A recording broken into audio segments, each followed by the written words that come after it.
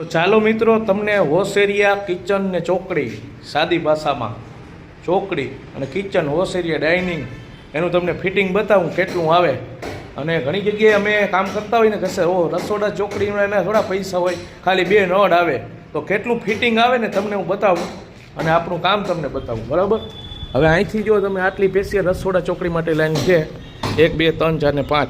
બરાબર. આટલી લાઈનું સ્પેશિયલ આવી 5 લાઈનું 1 2 3 4 ને 5. બરાબર.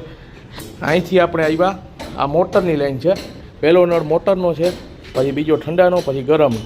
3 નળ આવ્યા. આ એનો ખાર નિકાસ આવ્યો.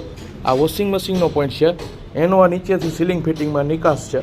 અને આ 2 પોઈન્ટ છે ગરમ ઠંડાના ડિશવોશર માટે, એનો આ નિકાસ. અને આ કિચનમાં વોશ એરિયામાં ઊભા ઠામ વાસણ કરવા માટે એનો નિકાસ, એની ખાર. અને અહીંયા હજી બાકી છે ફિટિંગ આરોનું વેસ્ટ ને આ 2 કિચનનું વેસ્ટ પાણીનું જોઈન્ટ કરવાનું બાકી છે.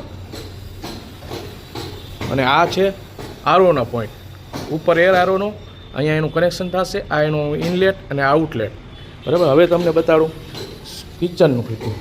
આ ગરમ ઠંડાનો પોઈન્ટ, એનો વેસ્ટ પાઇપ અને આ આરોનું સીધો પીવાનું પાણી કિચનમાં આવી જશે.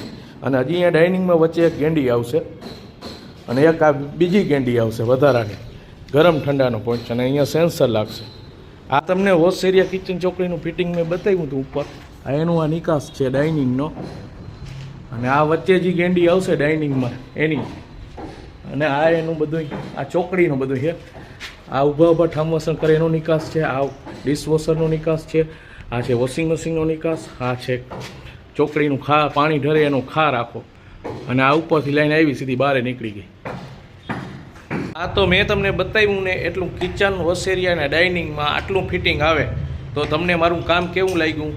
વિડીયો ગમ્યો હોય તો લાઇક, શેર ને કોમેન્ટ કરી દેજો મિત્રો. જય દ્વારકાધીશ.